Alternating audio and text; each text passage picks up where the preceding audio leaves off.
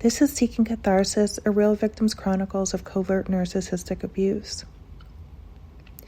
Today I want to talk about financial abuse. This is a topic that wasn't really on my radar until I found myself in a situation where I had no way to leave after discovering my partner was pretty deceptive and deceitful and serial cheater and liar. I found myself without a place to live. I didn't have the resources to just up and leave him the way I would have liked. And we also worked together, so doing that, leaving him would entail also losing my source of income, my home, and starting over. And unfortunately for me, I just didn't have the type of familiar resources and just network that would have allowed me to do that successfully. So I made the choice to stay. And I say I made the choice to stay because we all have choices, and I don't want to create a narrative that says I didn't have a choice. I made the choice that made the most sense for me at the time, considering what I was experiencing. But financial abuse has manifested itself in many ways in my relationship. There's an element of financial shaming. There's financial withholding. There is this level of surveillance that exists for me and not for him. As far as our business is concerned, I was never put on the business operating agreement. And this wasn't something I was really rallying for at the beginning, because I didn't see any reason not to trust this person that I started the business with. As I said, he's the subject matter expert in the business that we have. However, I started the business and created the pathway for him to do it on his own when he had been doing the same work in-house. And I came on board full-time about 3 years ago to help grow and sustain the business. This was before we got married. But I never really made the type of money that could help me be independent. And I wasn't really seeking that at the time because I really just wanted us to grow. We had a startup, and it required a lot of resources and time. And I knew over time we would make a lot of money and be successful at what we did because of the way we work and the type of work that we do. So I was less concerned about financials. But once I realized I was in a position where I had no legal right to our business, I had no legal right to our home, and I had just married someone who really didn't seem to be a good and decent person, I realized I was in trouble. I had let down all of my guards and trusted him completely. For years, I'd wanted to return back to where I was from, a much larger city where I lived my entire life and did very well. But each time I'd raised that issue over the past, I would say 3 years before we got married, he would always say to me that my relocation back there would not be good for a relationship. I guess he didn't see that cheating and lying to me was also not good for a relationship. He really was just concerned with the fact that I wasn't going to be close to him at his beck and call as a real issue for the relationship, and not his lack of loyalty or faithfulness. So today I find myself in a very awkward situation. We now have a moderately successful business that is 100% owned by him. But from the outside looking in, it looks as though I am a partner. We say that I'm a co-founder, which I am, but I have no co-founder rights or rights as a partner, for that matter. I make well below market for even an entry-level person in this field. I make less than an associate coming in, and I'm a principal and an executive level where I manage some of the business operations and strategy, and I also do day-to-day work. But I make less money. And that's been really challenging for me, because every time I raise the issue of compensation with him, there seems to be a push and pull, a hesitancy. He starts to question my contribution to the company. He questions what I'm working on, the projects that I'm working on exactly, and it turns into an interrogation, as if I have to beg for decent compensation. And that's incredibly frustrating. I've worked in the private sector for most of my life. And compensation is something that seems pretty basic.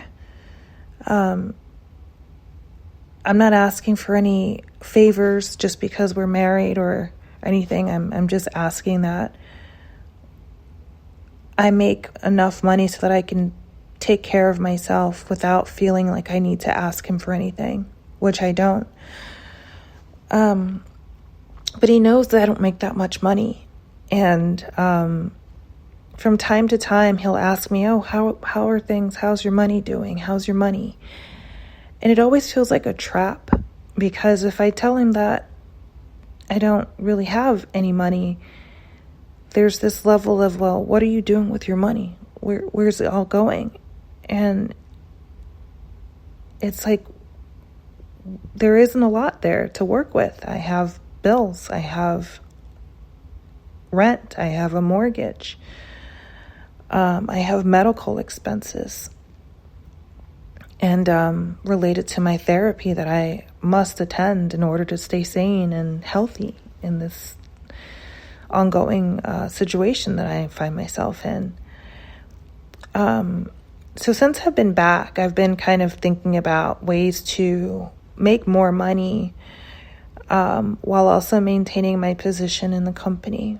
I really love what we do. It brings me joy to do the work that we do. And for the most part, we work extremely well together until he decides to question my value or is in a bad mood and has a bad day and wants to belittle my work or just cause an issue. And that's happened already since I've been back. And it's a lot. It's a lot on top of what I deal with, the pain and the stuff that I have to deal with on a day-to-day and at a personal level, to have to endure that level of disregard and diminishment at a professional level is very difficult. I take a lot of pride in what I do. I take a lot of pride in everything I do, and I'm not perfect. I've made mistakes in my life and haven't always done things as well as I'd like. But the work that I do for this company with him and for our clients, I think it's good. I think it's better than good.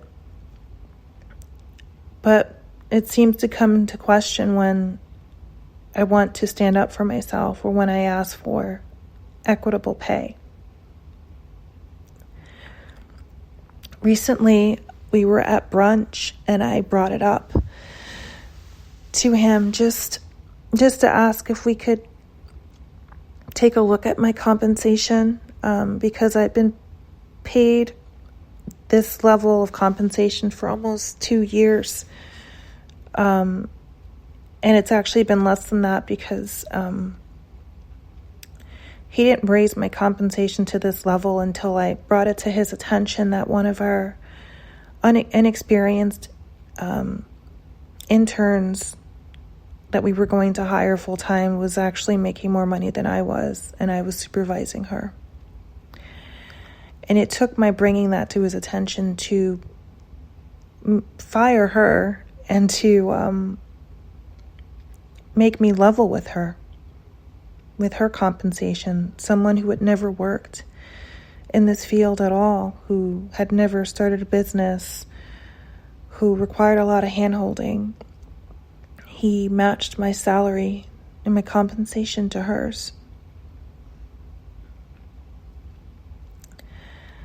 And that was actually before we got married. I had mentioned that to him. And the reason why I mentioned it to him was not to compare, but was she just wasn't performing, and I had, brought it to his attention that, we can't afford to have someone who needs this much hand-holding. This person makes more than I do, so they should be on point. And, as a way to kind of, I don't know how he could not have known I wasn't making as much. But he wound up, I brought it to his attention that I didn't think she was a solid fit, and he challenged me, and I said, well, why don't you supervise her and work with her directly, and then, if it works better for you, then we can, keep her on board, but I don't think it's working out on this end. She's becoming more of a distraction to me and my work. And she was gone about 2 weeks later because he didn't have any patience for that. For the most part, any intern or associate that we hired was reporting up to me, and he didn't, he was making the big bucks, but didn't want to deal with the messiness of having to supervise people or be in the day-to-day. He was so busy running the streets and having affairs, I suppose. And I was the one home working and supervising these people from our home office. So fast forward to the brunch where I asked if we could discuss my compensation at some point in the near future, because I had been flat compensation-wise and felt as though I had contributed and learned a lot, and wanted to see if there was an opportunity for me to make a market rate salary for the type of work I was doing. And he immediately questioned if I had figured out how my budget worked. As if my asking for more compensation had something to do with my inability to balance my checkbook and not have anything to do with the fact that I was making much less than I should be making at this stage in my career, and considering the revenue our company was bringing in. So I knew he said that to trigger me, to make me defensive, and I didn't fall for it because I've just learned that the key to managing my relationship with him is to not be triggered and to respond and to not react. And so I said, yes, I know where my money is going. And then he asked me if I was still planning to continue to receive my housing support, which was something related to our marriage. And related to the cost of having to maintain a separate household.